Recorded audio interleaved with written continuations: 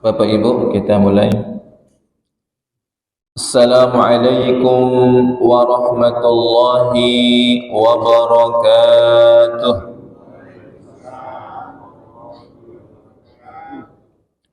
Alhamdulillah. Alhamdulillahilladzi bini'matihi tatimmus shalihat.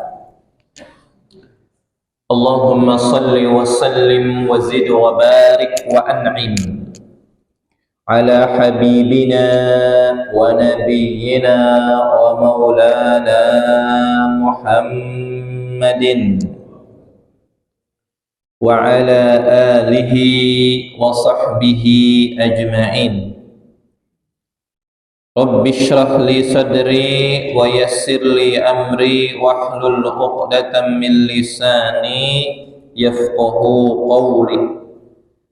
Allahumma faqihna fid din wa 'allimna at-ta'wil. Allahumma zidna ilma warzuqna fahma. Allahumma inna nas'aluka ilman nafi'an wa rizqan thayyiban wa amalan mutaqabbala. Bapak Ibu jamaah Masjid Al-Hidayah dan juga wabil khusus segenap pengurus mulai dari ketua BKN, pengurus-pengurus yang lain yang mudah-mudahan diberikan istiqomahan oleh Allah Subhanahu wa taala untuk menghadirkan program-program terbaik di masjid yang kita cintai. Seluruh jamaah sekalian yang mudah-mudahan hadirnya kita di majelis ini semuanya mendapatkan keberkahan dan pahala dari Allah Subhanahu wa taala. Mudah-mudahan ilmu yang kita simak, yang kita pelajari, yang kita dengarkan menjadi ilmu yang disebut ilman nafi'ah, ilmu yang bermanfaat untuk kehidupan dunia dan akhirat kita. Momentumnya pas tanggal merah di tanggal 18 Februari. Kalau bulan Hijriahnya kita pas tanggal 27 tuh enggak sih? Pas ya? Pas tanggal 27. Walaupun memang tidak semua para ulama sepakat kejadian Isra Mi'raj di tanggal 27 ya. Ikhtilaf bainal ulama khilafiyah. Terlepas dari perbedaan pendapat para ulama, penting kita bahas tentang bagaimana peristiwa Isra dan Mi'rajnya Rasulullah, karena banyak banget faidah, pelajaran, hikmah yang kita bisa jadikan sebagai sumber inspirasi dan motivasi. Tadi sengaja di sholat subuh saya bacain ayat pembuka nih ya. Jadi sebenarnya nyambung sholat subuh dengan tahajud ini nyambung, di mana di dalam surat Al-Isra ayat pertama ya, kita disajikan dengan keindahan ayat di mana dibuka dengan kalimat tasbih. Jadi kalimat tasbih subhanallah, subhana ya, itu kalimat yang menunjukkan bagaimana sebuah peristiwa sangatlah agung, peristiwa sangatlah dahsyat dan menakjubkan. Subhanalladzi asra bi 'abdihi lailan minal masjidil haram ilal masjidil aqsa alladzi barakna haulahu linuriyahu min ayatina. Dulu pernah ada pemberitahuan ketika banyak umat Islam yang mulai terbiasa mengucapkan kalimat-kalimat thayyibah. Kalau mengucapkan subhanallah jangan terbolak terbalik. Kalau subhanallah itu diucapkan saat melihat yang buruk-buruk. Kalau yang baik-baik, yang indah-indah, mengucapinnya masya Allah, tabarakallah. Ada yang mengatakan demikian ya, namun ternyata nggak gitu-gitu banget ya jamaah. Terbukti bahwasanya di surat Al-Isra Allah mengungkapkan kejadian tentang Isra dan Mi'raj. Itu kan kejadian yang bukan kejadian buruk, kejadian yang menakjubkan, kejadian yang indah. Tapi Allah ungkapkan dengan apa? Subhana, dengan kalimat tasbih. Jadi kalimat tasbih sah-sah saja, Boleh diucapkan saat melihat yang indah-indah, boleh. Bahkan diucapkan saat melihat yang buruk-buruk untuk mensucikan nama Allah, mensuci Allah dari sifat-sifat yang buruk gitu ya. Ya sah-sah saja, jadi nggak masalah. Mau ngucapin saat melihat sesuatu yang indah, pemandangan indah, subhanallah wa masya Allah, apa gitu ya, itu nggak jadi masalah. Makanya Allah Subhanahu wa ta'ala membuka ayatnya dengan tasbih. Maha suci Allah yang telah memperjalankan. Isra itu perjalanan di waktu malam, makanya dikasih nama Isra. Ya, siapa yang diperjalankan? Nah, ini debatable nih jemaah. Ada yang mengatakan yang berjalan, yang diperjalankan ini, yang melakukan safar dari Al-Haram ke Al-Aqsa, kemudian Al-Aqsa ke Sidratul Muntaha, itu Nabi Muhammad, tapi cuma ruhnya doang. Ada sebagian yang ngomong kayak gitu, ruhnya doang. Ibarat kita nih, ya, cuman mimpi doang. Mimpi itu kan kematian sementara kan. Makanya saat kita doa bangun tidur, doanya ada bunyinya, alhamdulillahilladzi ahyana ba'dama amatana. Ruh kita melayang sejenak kan. Alhamdulillah ruh kita balik lagi tadi.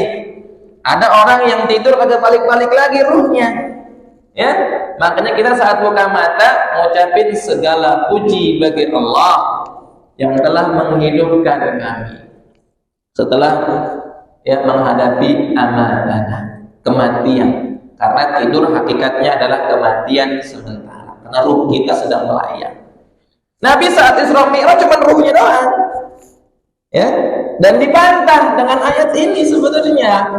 Kalau kita tadabburi, kita simak pendapat para ulama tentang bagaimana keindahan surat Al-Isra.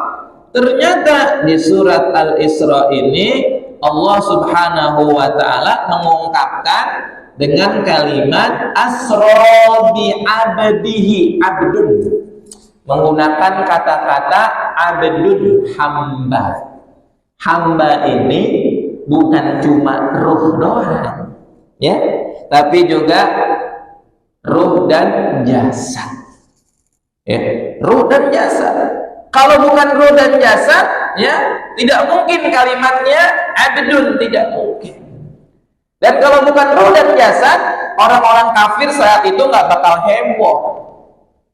Sebuah peristiwa yang biasa-biasa aja kalau cuma ruhnya doang. Orang juga semua bisa kalau ngaku-ngaku mengklaim ya ruhnya pergi ke langit gitu.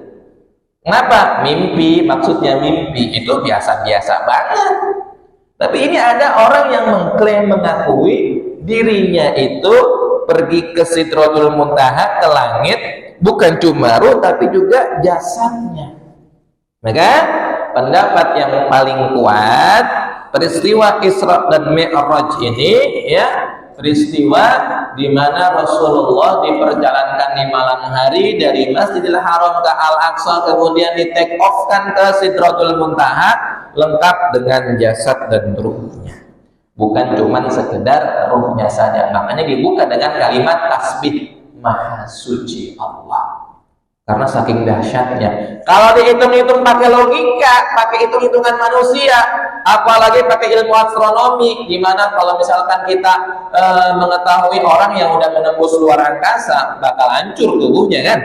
Hancur. Itu ada film judulnya Gravity. Gravity itu menggambarkan tentang film astronot yang mengalami kecelakaan di luar angkasa. Ketika dia menembus atmosfer ya, kemudian ternyata pesawat ulang-aliknya hancur.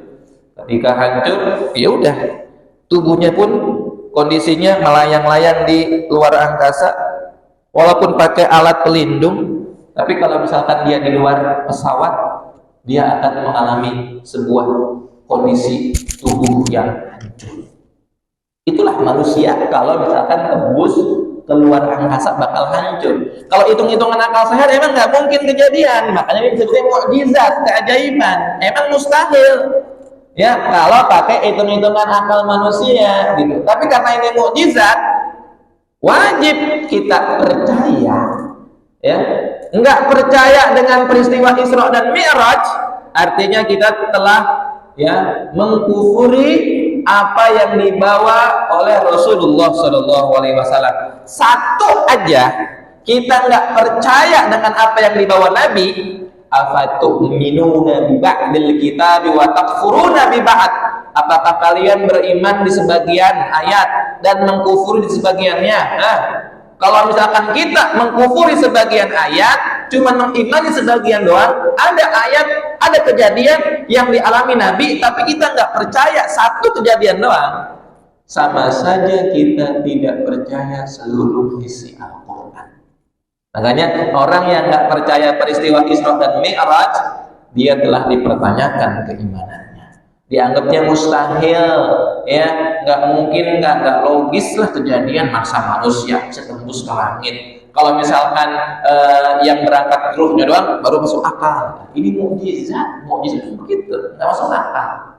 Untuk apa? Linuriyahu min ayatina. Untuk menunjukkan, memperlihatkan ayat-ayat kebesaran Allah. Bagi Allah mudah.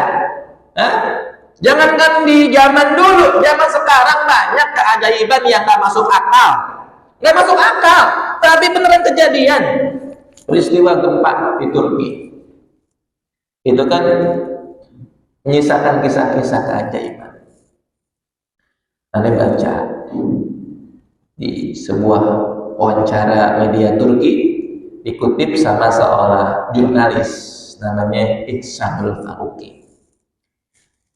Dia mengutip wawancara seorang anak yang selamat saat ditimbun runtuhan bangunan gedung rumah apartemennya.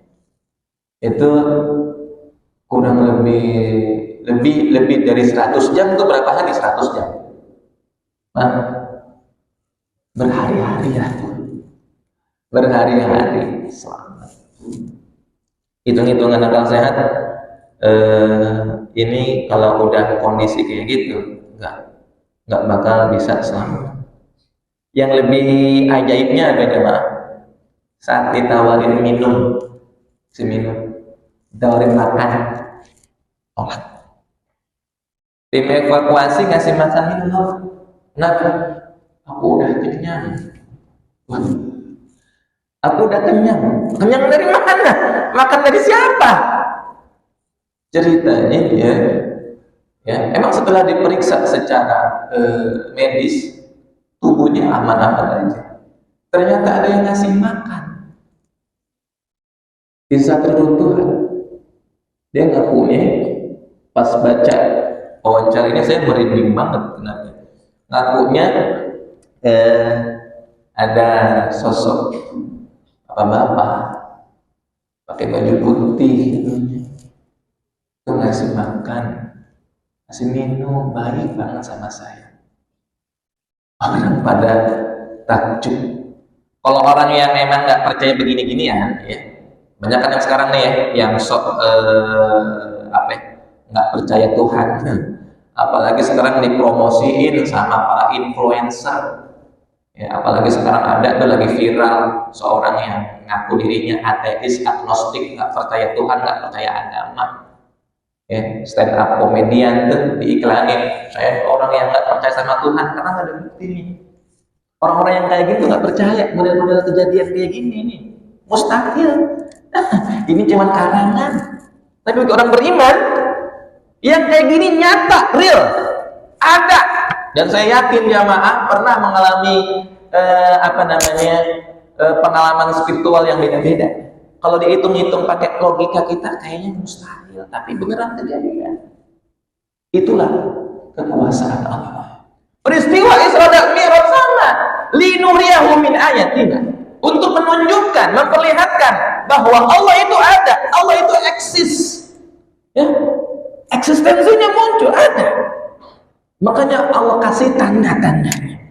Dan di antara tanda-tanda kebesaran Allah adalah peristiwa Isra dan Mi'rajnya baginda Rasulullah Muhammad sallallahu alaihi wasallam.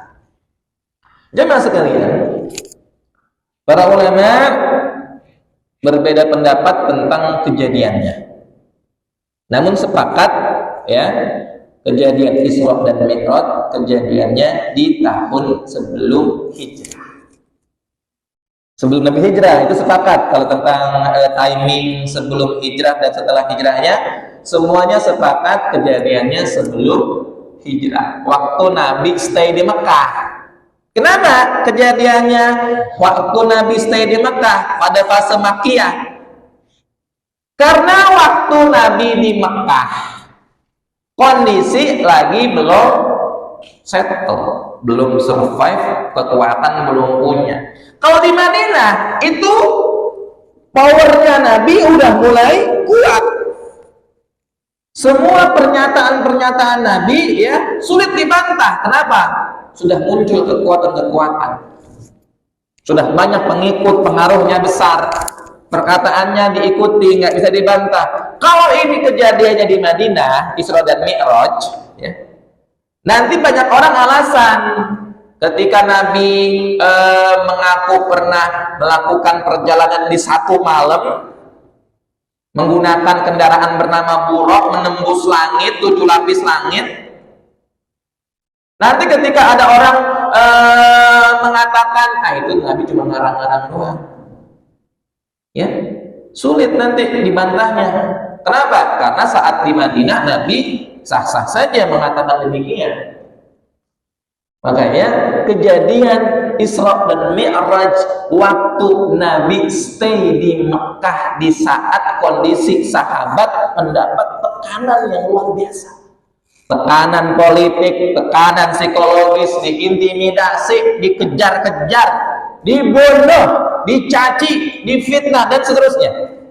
Makanya yang percaya kejadian model yang sifatnya di luar logika kayak gini cuma sebagian kecil. Malahan jemaah, dalam peristiwa Isra dan Mi'raj banyak orang-orang yang balik murtad. Ngeri gak? Murtad. Tadi udah masuk Islam, udah bersyahadat, udah percaya. Tapi ketika ada kejadian Isra dan Mi'raj, nah ini mah ngada-ngada ini orang. Asal ngaku-ngaku semalam nggak masuk akal. Akhirnya gara-gara nggak kuat imannya itu, banyak yang murtad di saat itu.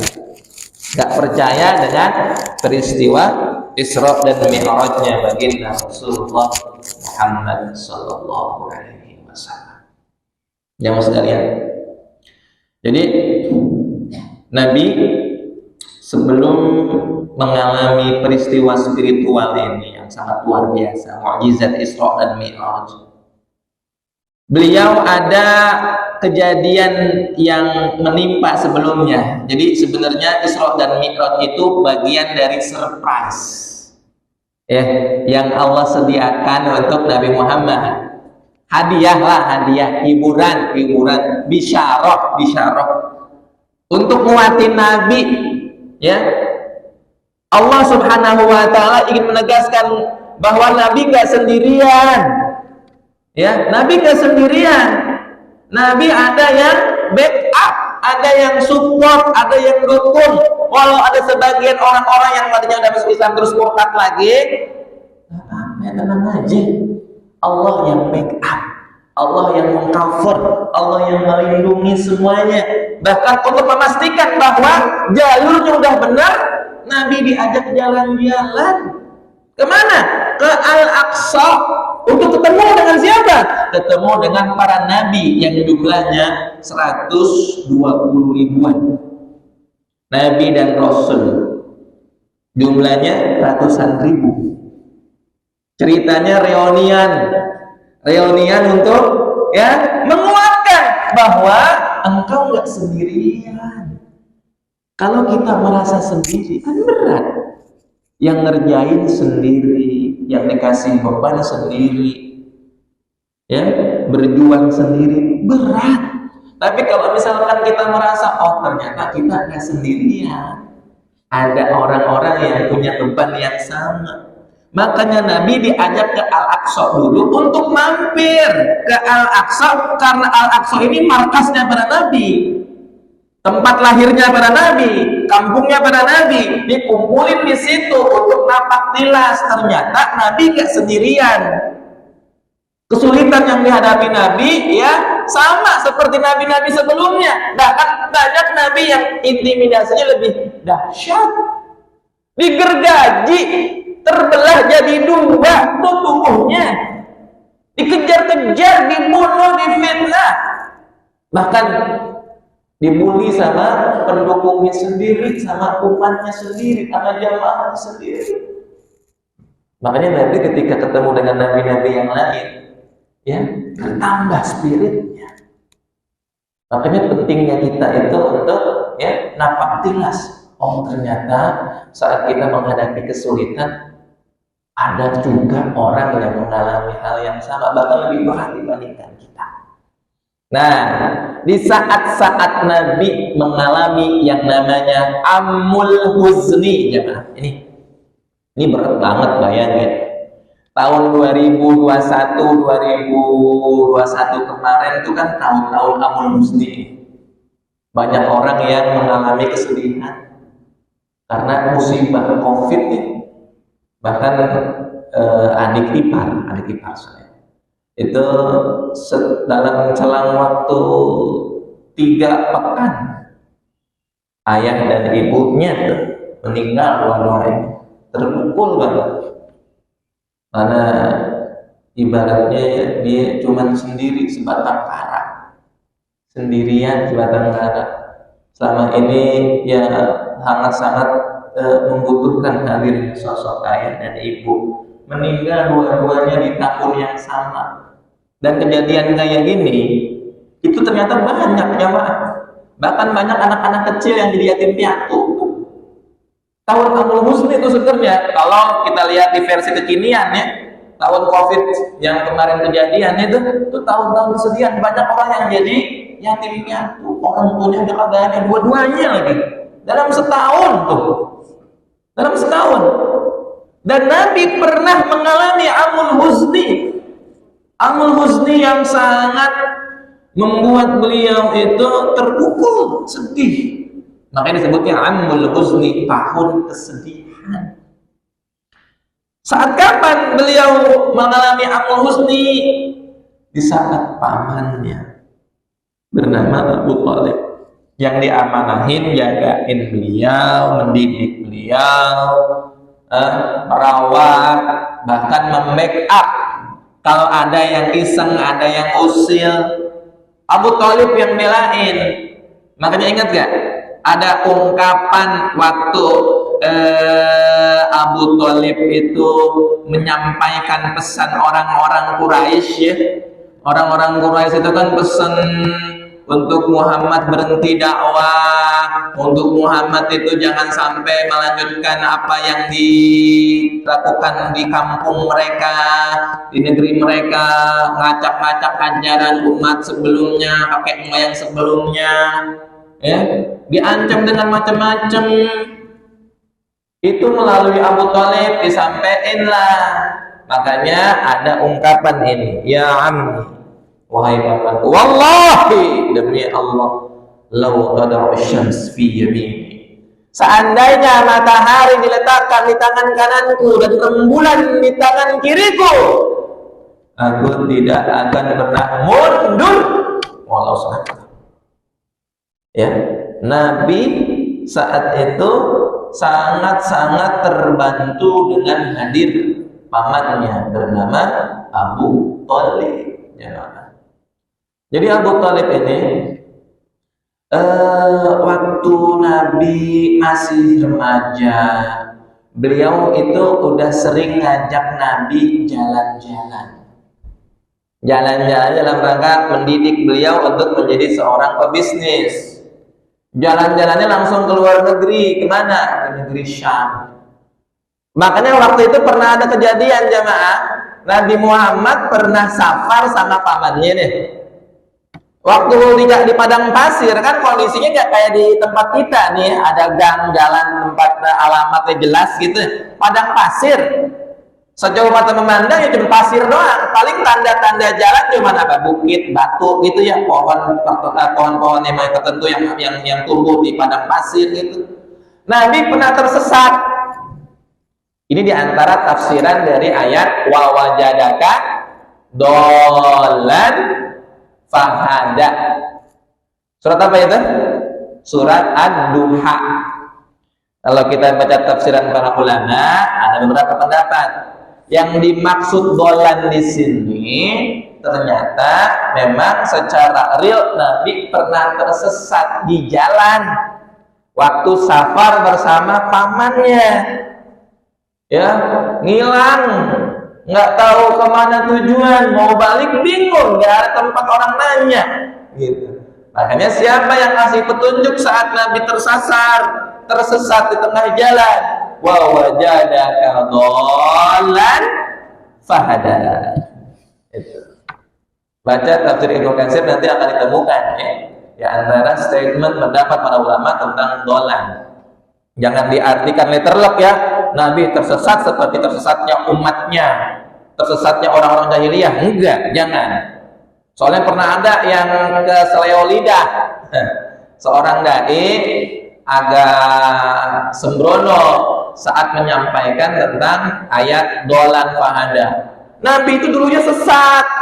Makanya ketika kita merayakan atau memperingati kelahiran Nabi, kita sama aja memperingati kesesatan Nabi. Blunder perkataan itu. Blunder.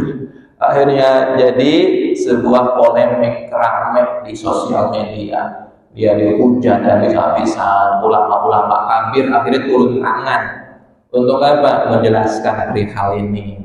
Ternyata ya jangan sembarangan saat kita mengeluarkan statement apalagi berkaitan tentang Nabi. Nggak boleh itu ya. Nama-nama Nabi sangat ditinggikan, apalagi Nabi Muhammad kan wa rafa'na laka dzikra. Nama Nabi itu ditinggikan oleh Allah. Makanya memilih diksinya hati-hati banget. Jangan sampai mengungkapkan ucapan yang kurang sopan, yang kurang adab, su'ul adab kepada Rasulullah Muhammad sallallahu alaihi wasallam. Kita kembali ke sini jemaah. Abu Thalib sayang banget sama Nabi dari kecil, remaja, dididik, bahkan dikenalkan ya, waktu itu diajak ketemu dengan pendeta namanya Bahira. Itu pendeta, memang pendeta ya, dia nggak nikah, nggak kerja, khusus kerjaannya ibadah doang. Ya kalau rahib kan begitu. Waktu si Bahira ini ngeliat ada bapak-bapak bawa anak muda, si Bahira nanya, feeling dia, ini kan ahli kitab dia tuh, jemaah, ahli kitab sangat kenal dengan sosok Nabi akhir zaman, digambarkan dalam sebuah ayat, alladzina atainahumul kitaba ya'rifunahu kama ya'rifuna abna'ahum.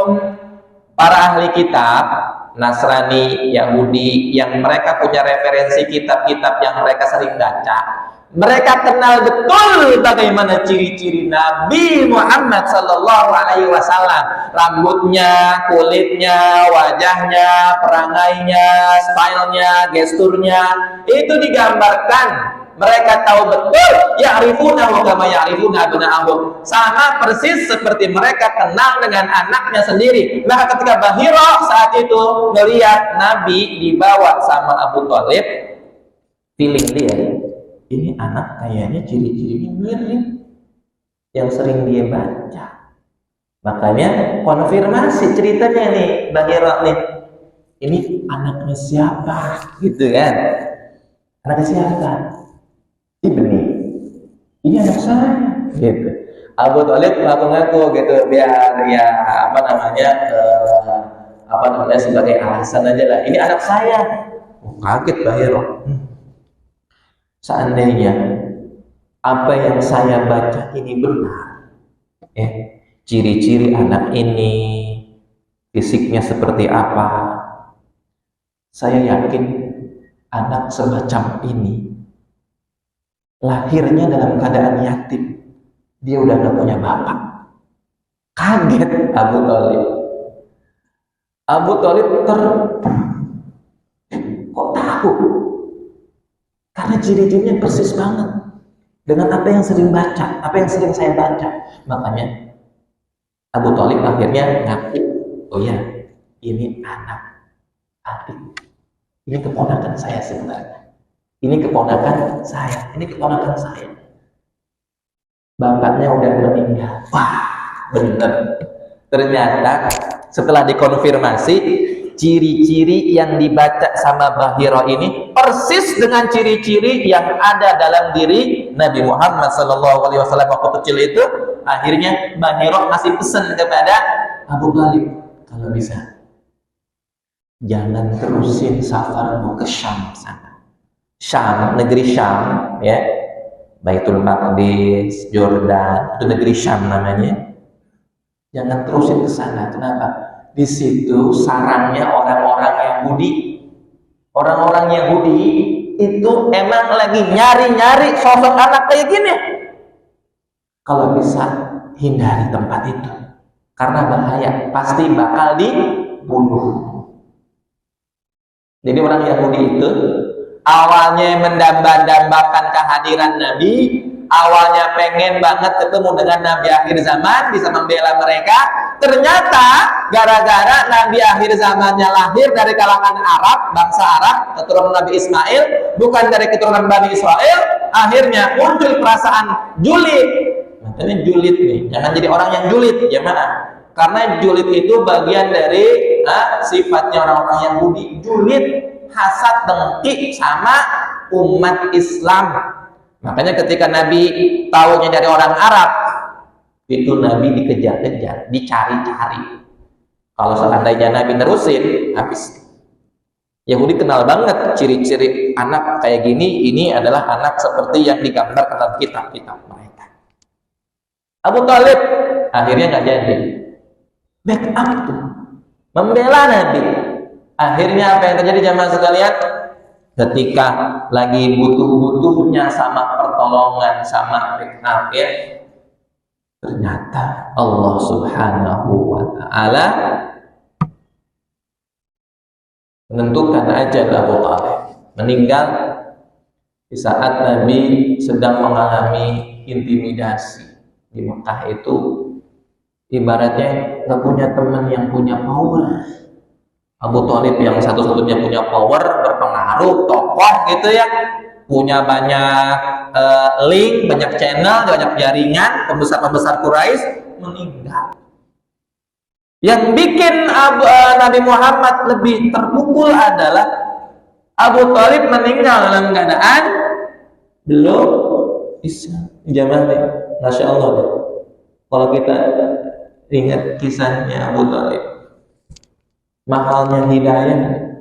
Kita nih ada sekarang duduk di Masjid Al-Hidayah untuk menjadi pengingat bagi kita. Mahal jemaah hidayah.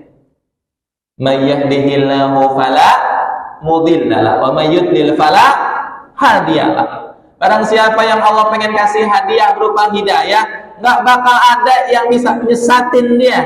Barang siapa yang Allah pengen tetapin seseorang tersesat, nggak bakal ada yang bisa ngasih hidayah. Walaupun tiap hari dia ke Masjid Al-Hidayah, kalau Allah belum kasih dia hidayah, nggak bakal bisa dapat hidayah.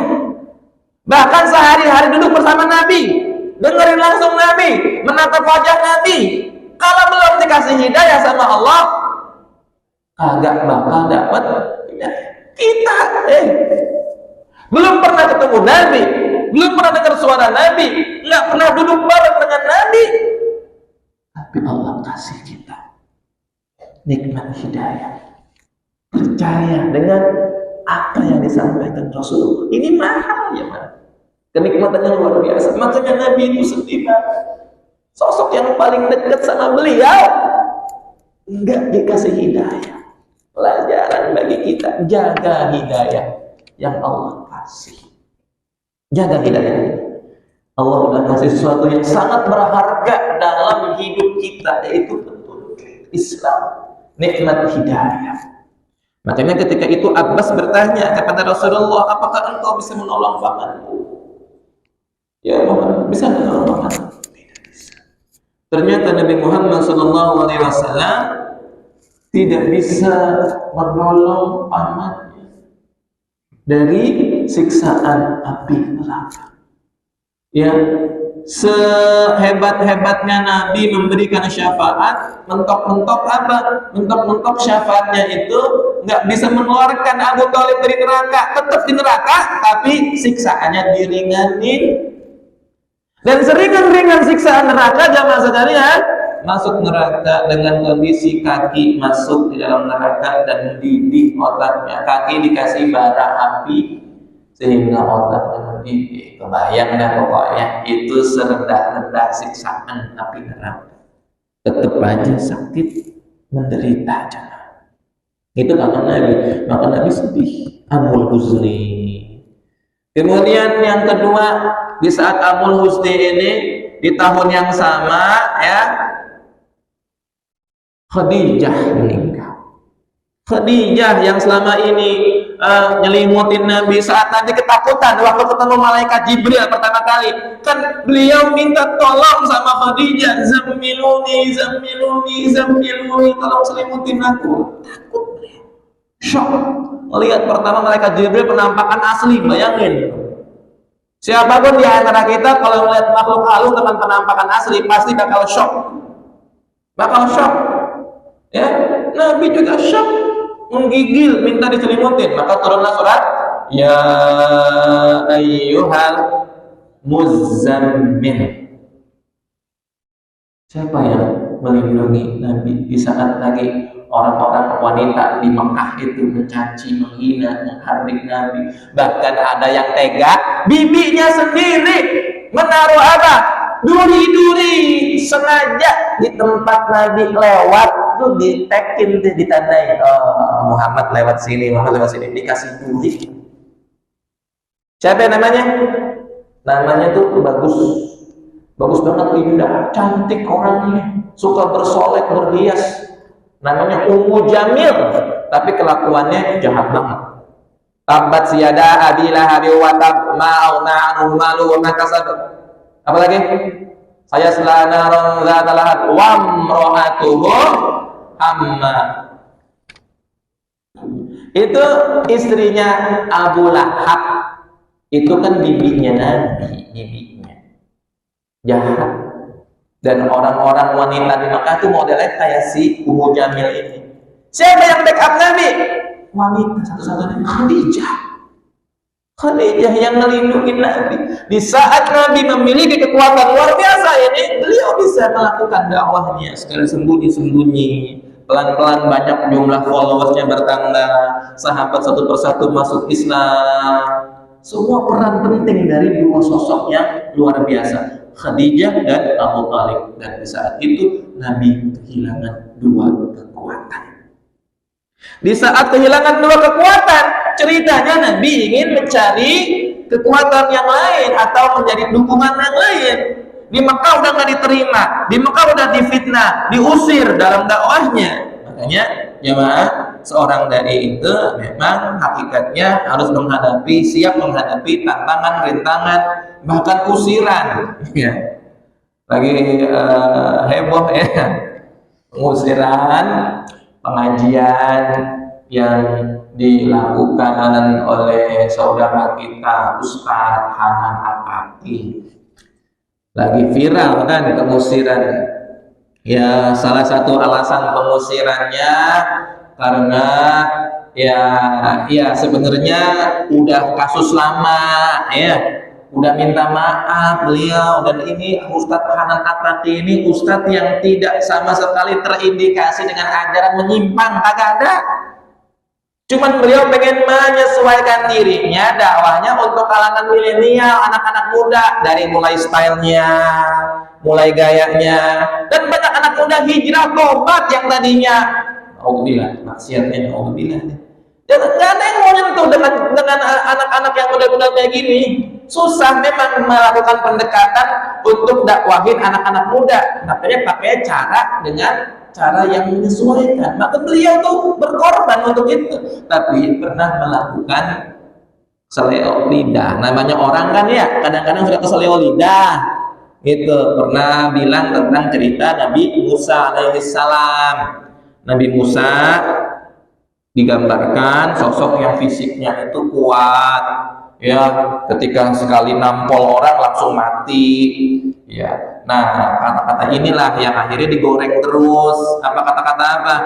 Ya, Nabi Musa itu premannya para nabi, gitu. Akhirnya kalimat inilah yang jadi bahan alasan untuk orang-orang ya membenarkan apa yang mereka lakukan, mengusir Ustaz Hanan. Padahal beliau udah mengklarifikasi, udah minta maaf, udah lama kejadiannya. Niatnya untuk mengajak anak-anak muda hijrah. Berat jamaah tantangan di zaman sekarang. Pengen ngajak anak muda yang baik-baik untuk mengikuti ajaran agama, dituduh enggak, diusir segala macam. Tapi beliau ya berusaha untuk tabayun, berusaha untuk menjelaskan sesantun mungkin. Agak ada tuh ceramah beliau tuh teriak-teriak mencaci maki, ya. Apalagi mencaci maki pemerintah nggak pernah, nggak ada. Apalagi terindikasi radikal, nggak ada. Makanya sangat disayangkan pengusiran kayak gini. Nabi yang lebih santun, ya, yang lebih berakhlak, yang lebih beradab, perlakuannya lebih parahnya. Ketika masuk ke kampung Taif, Bani Sa'id, Nabi pikir itu masyarakatnya baik-baik, humble, welcome, disambut dengan tola'al badru alaina, disambut dengan marhaban wa marhaban. Ternyata kagak, disambut dengan timbukan, cacian. Bahkan beliau berjalan seperti orang yang gak sadarkan diri berdua dengan Zaid bin Harithah, pendamping beliau yang ngurusin logistik beliau. Ditimpukin dari anak-anak, remaja, ibu-ibu, sampai bapak-bapaknya kompak ngusir Nabi itu. Nah, makanya kalau ada orang yang punya masalah, sering-sering baca kisah Nabi, itu jadi sumber kekuatan bagi kita. Ketika Nabi lagi kondisi kayak gini, ada dua hiburan sebenarnya. Hiburan pertama, sebelum kejadian Isra Mi'raj, Nabi kan Amul Husni, ditinggal istrinya, ditinggal pamannya, diusir kaumnya, di Mekah diusir, di Taif diusir. Di saat lagi diusir, nih doanya panjang banget. Udah, kalau secara manusiawinya udah hampir hopeless. Bingung mau kemana lagi, kesini ditolak, kesini ditolak, kemana lagi. Akhirnya mengadu di hadapan Allah sambil bersender, ya Allah, kepadamu aku mengadukan kelemahan diriku, ya Allah, kekurangan daya upayaku, ya Allah, kehinaanku di hadapan sesama manusia, ya Allah. Wahai Allah yang maha kasih dari segala kasih, Engkau adalah pelindung orang-orang yang lemah dan teraniaya. Dari redaksi kalimat yang disusun oleh Rasulullah SAW, manusia yang santun, berbudi pekerti luhur, menunjukkan betapa saat itu benar-benar di titik paling nadir beliau, titik rendah, kondisi lagi berat banget, bingung mau ngadu ke siapa lagi selain kepada Allah Subhanahu Wa Taala. Beliau saat itu mampir ke sebuah lembah, sholat 2 rakaat. Saat sholat, suara Qur'annya kan kedengeran.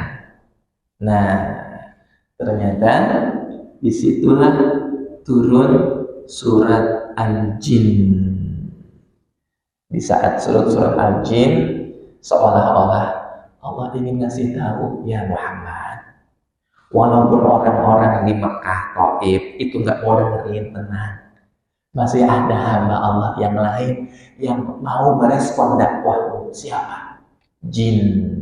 Qul uhiya ilayya annahu istama'a nafarun minal jinni faqalu inna sami'na qur'anan ajaba. Jadi jin itu saat dengerin Nabi lagi baca Quran, mereka takjub.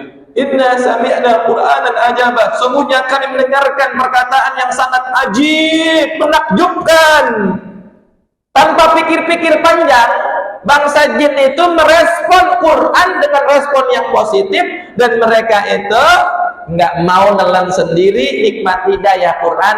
Mereka buru-buru balik ke kaumnya untuk mendakwahi kaumnya. Jadi ayat ini sebagai hiburan pertama untuk tenang. Walaupun jumlah jamaah cuma 1-2 orang, tenang. Ada jamaah lain yang nggak kelihatan, ada pengikut lain yang nggak kelihatan. Mereka juga ikut dengerin. Makanya kalau misalkan ada pengajian jamaah ya nggak sesuai ekspektasi, ya tenang aja. Ya nggak bakal rugi kita nyampein kebaikan, karena ada makhluk lain yang juga ikut dengerin. Ya, walaupun yang mengaji cuma 1-2 orang, ada makhluk lain yang ikut dengerin. Yang biasanya saat mereka dengerin, mereka langsung nyampein kepada kaumnya juga, sehingga menjadi jariah bagi yang menyampaikan. Nabi dihibur pertama kejadian di peristiwa turunnya surat Al-Jin. Kemudian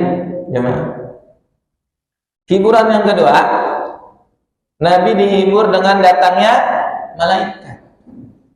Bayangin, kondisi normal manusia ya, ini bukan Nabi, kita di saat hati sedang susah, kadang-kadang diri kita tuh menjustifikasi melakukan pembenaran ya, untuk melakukan kezaliman kepada orang-orang yang udah nggak punya kekuasaan. Kita biasanya membalas kezaliman dengan doa-doa yang buruk.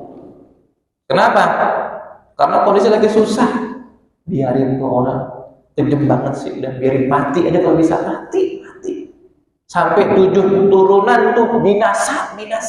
Saking kita sebelnya tuh, udah terpukul hati kita, udah bersedih banget ya. Mungkin kita anggapnya wajar, ya manusiawi, wajar.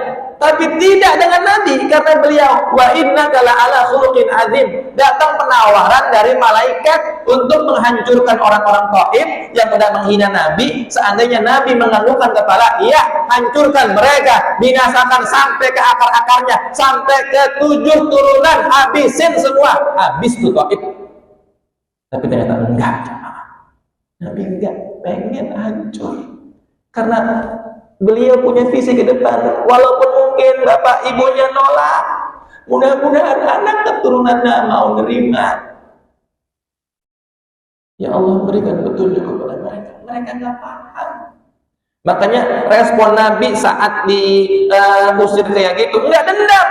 Justru beliau doain yang baik-baik. Dan ingat, doa yang baik-baik ya, yang kita ucapkan itu bakal balik kepada kita. Malaikat mengatakan kepada kita, walaka mithlu, walaka mithlu, walaka mithlu, dan kamu juga sama dapetin apa yang engkau doain. Kalau kita doain yang baik-baik, ya Allah selamatin dia, berkahi dia, beri petunjuk ya Allah, berikan dia petunjuk. Malaikat juga doain kita, engkau juga mudah-mudahan dapat petunjuk sama seperti mereka. Engkau mudah-mudahan juga diampuni sama seperti mereka. Walaka mithlu, walaka mithlu. Makanya Nabi memilih doa yang baik-baik saat itu. Dan benar jamaah, Taif 100% masuk Islam. Dan ini sekarang kan jadi destinasi city tour waktu umrah haji, tempat yang paling favorit sekarang. Favorit juga sekarang. Sejuk, kemudian udah banyak pohon-pohonannya hijau, masyarakat juga beda. Berkat doa Nabi, dulu tempat pengusiran Nabi. Karena doain Nabi, ya, Taif berubah drastis. Di saat dicampakkan, berat putus asa, Allah angkat beliau ke tempat tertinggi. Sama seperti kita, kalau lagi terpukul, lagi bad mood, lagi kondisi nggak nyaman, diajak jalan-jalan, healing. Siapa sih yang nggak seneng? Semua orang seneng kalau diajak healing. Apalagi healingnya ke Masjidil Haram. Mudah-mudahan semua jemaah insya Allah bisa healing bareng-bareng ke Masjidil Haram ya, ke Masjid Nabawi. Senang. Nabi diajak healing, jalan-jalan. Kemana?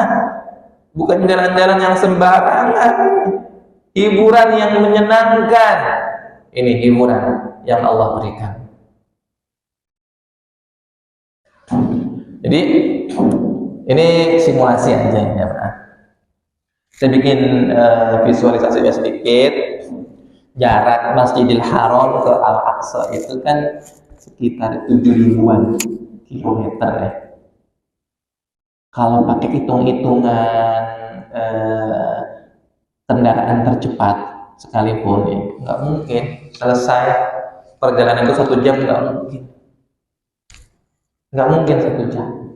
Tapi ini kejadian Isra, perjalanan di malam hari, cuman semalam di tempat yang Aqsa. Kenapa disebut Aqsa? Karena tempatnya di ujung, saking jauhnya disebutnya Aqsa, di ujung sana. Baitul Maqdis, rumah suci ya, tempat yang suci yang menjadi kiblat pertama bagi umat Islam. Al-Aqsa itu kiblat pertama kita. Makanya ada masjid namanya Qiblatain. Di saat Nabi lagi sholat, turun perintah untuk menggeserkan kiblatnya ke arah Masjidil Haram. Makanya masjid Qiblatain itu ya, masjid yang ada jejak sejarahnya, jejak ke arah Al-Aqsa dan ke arah Al-Haram. Kiblat pertama. Nah, ini Baitul Maqdis. Banyak orang yang salah kaprah tentang Al-Aqsa. Disangkanya Al-Aqsa yang kubah emas. Mana Al-Aqsa? Itu yang warna emas, Ustaz. Bukan. Yang warna emas itu namanya ini Qubbatus Sakhra. Kubah batu namanya. Kalau Al-Aqsa itu yang satu kompleks, satu kotak itu Al-Aqsa namanya. Satu komplek kayak Masjidil Haram ya, nggak cuman Ka'bah doang kan Masjidil Haram. Satu komplek itu disebutnya Masjidil Haram. Ini bukan Al-Aqsa. Ini salah satu bagian ya dari Al-Aqsa. Kenapa disebut Qubbatus Sakhra? Karena di dalam masjid kubah emas ini ada batu yang diyakini batu itu tempat Nabi take off. Titik take off-nya di situ. Ya, take off-nya Nabi ke Sidratul Muntaha. Dan di Sidratul Muntaha ini Nabi ketemu malaikat Jibril dengan penampakan aslinya seperti pertama kali ketemu. Diajaklah traveling kemana? Surga ngeliat, ketemu para nabi. Nah, makanya Nabi menjadi lebih kuat, berenergi, lebih bersemangat. Kenapa? Reunian dengan para nabi. Dengan para nabi yang lain ketemu dikumpulin di mana? Di Al-Aqsa dikumpulin dan sempat mengadakan sholat berjamaah. Siapa imamnya? Nabi Muhammad SAW. Dalam peristiwa di Al-Aqsa ini menunjukkan betapa bahwa risalah seluruh nabi adalah satu dan Nabi Muhammad menjadi pemimpinnya para nabi. Beliau jadi imam, mengimami sholat berjamaah para nabi-nabi senior. Ya, risalah dari zaman Nabi Adam sampai Nabi akhir zaman Nabi Muhammad SAW, risalahnya sama, yaitu risalah kalimat La ilaha illallah. Ajarannya sama, ajaran tauhid. Makanya ketika ada yang mengklaim, Ibrahim itu bapak moyang kami, bapak orang yang Yahudi, Nasrani mengklaim, enggak, enak aja. Ibrahim itu bapak moyang orang-orang Nasrani. Akhirnya dibantah. Maka na Ibrahim Yahudi, wala Nasrani, walakin kana hanifan muslim. Nabi Ibrahim itu bukan seperti yang ente klaim, Yahudi, Nasrani, bukan. Nabi Ibrahim itu Muslim. Nabi Musa itu Muslim. Nabi Adam itu Muslim. Semua adalah orang-orang yang berserah diri kepada Allah. Ajarannya sama, kalimat La ilaha illallah. Ini mukjizat jemaah. Ya, nggak logis orang bisa tembus langit, 7 lapis langit, nggak logis kalau bukan karena mukjizat. Nggak mungkin. Tapi karena ini mukjizat, kita percaya. Dan kita meyakini semua keajaiban terjadi atas izin dari Allah Subhanahu wa Ta'ala. Dan tentu saja hanya orang yang memiliki iman. Di antara sahabat yang dijuluki As-Siddiq, siapa namanya? Abu Bakar As-Siddiq. Kenapa disebut As-Siddiq? Karena beliau satu-satunya yang mengamini waktu orang lain membuli Nabi. Abu Jahal waktu ngelihat Nabi lagi mojok di sekitar Ka'bah, ngelihat gestur Nabi kayaknya ada trouble. Kamu lagi kenapa? Nabi cerita kejadian semalam. Abu Jahal manggilin orang ceritanya untuk ngapain? Untuk ngeledek sebenarnya. Dengerin nih, ada orang yang ngaco ngomongin tepuk tangan ngeledek sebenarnya. Pengen membuli Nabi. Orang-orang satu Makkah itu begitu. Bahkan tadi sedih sampaikan, sebagian kaum muslimin yang tidak masuk Islam murtad lagi. Tapi Abu Bakar yang pertama yang yes, saya percaya 100% apa yang Nabi sampaikan. Maka jemaah, dalam peristiwa Isra dan Mi'raj ini ada hadiah yang luar biasa yang Allah berikan kepada kita. Saya kasih perumpamaan begini jemaah. Ini kemewahan raja di dunia. Saya ambil dari beberapa sumber. Beginilah fasilitas raja-raja Saudi. Raja-raja ya sultan Saudi. Sultan itu bebas kan? Nah, fasilitas hidupnya luar biasa, kaya raya ya, singgasananya, kendaraannya. Banyak orang yang pengen berebutan, pengen bisa kontak sang raja yang memiliki singgasana. Kenapa? Karena orang yang bisa punya akses ke ring satunya kerajaan biasanya bisa dibantu.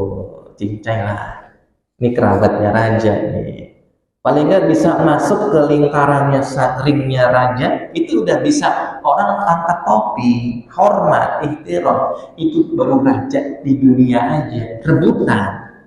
Nah ini ada raja yang disebut Rabbul Alamin, yang disebut sebagai Malik Yaumiddin, yang disebut sebagai Malikin Nas, raja semesta alam, sang raja di raja, Allah Subhanahu wa Ta'ala. Saat peristiwa Isra dan Mi'raj, Allah hadiahkan Nabi, dan hadiah itu juga untuk umatnya. Apa hadiahnya? Allah hadiahkan sholat. Tadinya sholat itu cuma 2 waktu, pagi dan sore doang. Jadi untuk mengakses, bisa mengontak raja cuma 2 kali doang dalam sehari. Karena Allah tahu kebutuhan kita nggak cukup, sehari 2 kali nggak cukup. Agar kita terkoneksi terus dengan langit, dengan raja penguasa alam semesta, dikasih tambahan syariat namanya sholat 5 waktu. Pengennya sih ditambahin 50 waktu, tapi Allah tahu la yukallifullahu nafsan illa wus'aha, enggak pengen dibebanin.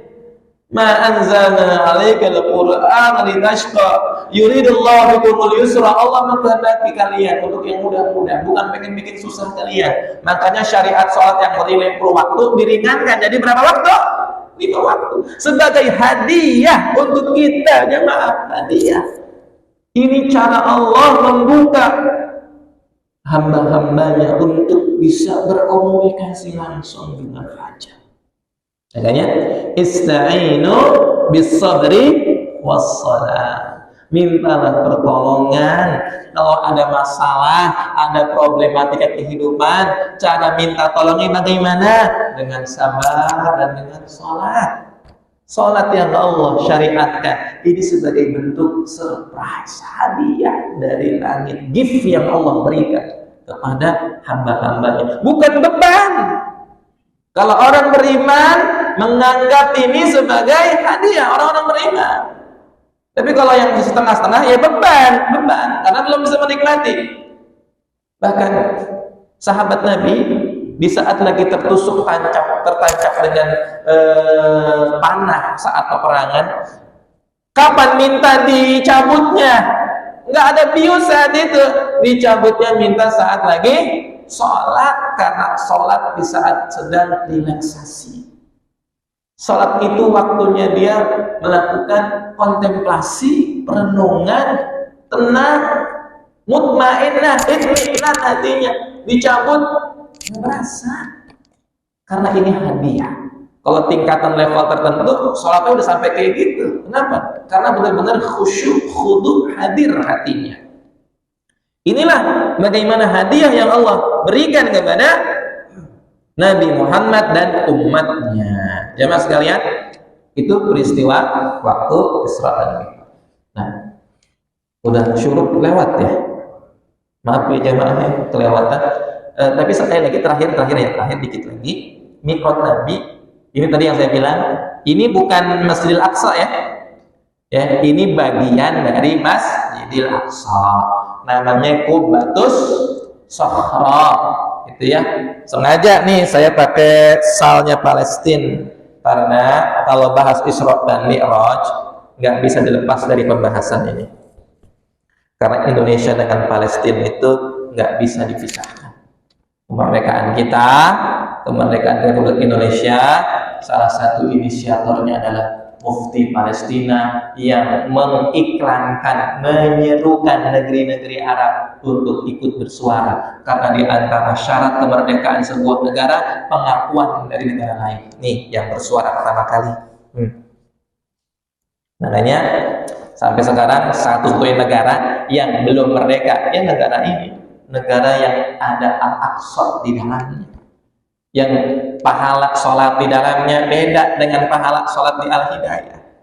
Kadang-kadang kita hanya care ke Masjidil Haram, hanya care ke Masjid Nabawi, tapi kurang care dengan masjid yang menjadi kiblat pertama umat Islam, masjid yang menjadi kelahiran para nabi, masjid yang banyak banget sejarah ya, yang di dalamnya itu menghimpun banyak sejarah-sejarah para nabi. Yang kita ketahui kondisi Al-Aqsa seolah-olah sih fine-fine aja, aman-aman aja, karena saat kita masuk ke Al-Aqsa biasanya melalui penjagaan tentara-tentara Israel. Israel itu biasa mereka mengcover, mencitrakan dirinya ramah, mencitrakan dirinya aman, dan biasanya kalau ke sini ditempatkan di tempat-tempat yang aman-aman aja. Padahal sejatinya mereka punya sebuah rencana untuk ngapain nih? Rencananya menggali terowongan untuk siap-siap bikin satu master plan.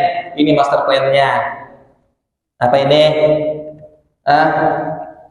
Kuil Solomon yang mereka yakini ya ada di timbunan di bawah Al-Aqsa. Makanya mereka punya satu misi besar untuk ngancurin Al-Aqsa, untuk mengembalikan kedikdayaan kakek moyang mereka yang mereka klaim. Makanya ada bintang David ya. Itu adalah visi mereka ke depan. Makanya ada orang-orang yang saat ini jagain mewakili kita. Al-Aqsa itu bukan miliknya orang Palestina, jangan salah. Al-Aqsa itu sudah diwakafkan kepada siapa? Umat Islam di seluruh dunia. Makanya kenapa kok Isra dan Mi'raj dari Makkah kan bisa langsung ke langit? Kenapa harus ke sini dulu? Kenapa harus ke Al-Aqsa dulu? Karena Al-Aqsa itu disebut apa tadi? Alladzi barakna haulahu linuriyahu min ayatina. Masjid yang di sekitarnya nih Al-Aqsa, haulah sekitarnya itu berkah. Dipikir-pikir kok berkah tapi kok perang terus. Ini ya, pengertian berkah itu ya jangan diidentikan dengan keadaan politik tertentu di sebuah negara. Berkah itu kebaikan yang Allah kasih. Walaupun mungkin dia sedang diuji sama Allah, tapi berkah hidupnya. Ini buktinya apa jamaah? Buktinya berkah nih ya. Lihat. Alladzi barakna haulahu, alasan kenapa Al-Aqsa dan sekitarnya Palestina itu disebut tempat yang diberkahi oleh Allah Subhanahu wa taala ya, karena berkah pertama berkah tanahnya, berkah ilmunya, berkah anak-anaknya. Ini ada salah satu jurnalis dulu di TV One, sekarang jadi warga negara sana, Bang Onim namanya, selalu memberikan report tentang perkembangan di sana, tentang bagaimana suburnya tanah Al-Aqsa, suburnya tanah Palestina di sekitar Al-Aqsa itu Allah kasih ternyata banyak kemudahan-kemudahan dari sisi pertaniannya, dari sisi bahkan yang aneh jamaah. Ini kan negara yang masih terus dijajah, diperangi, dibunuh anak-anaknya. Tapi sampai sekarang kalau di sensus penduduk, jumlah penduduknya nggak kurang-kurang. Kalau dihitung-hitung pakai logika, pakai hitung-hitungan sensus penduduk, harusnya kan berkurang jumlahnya, populasinya berkurang drastis. Kenapa kok berkurang? Bayangin, sekali lahir berapa? 4.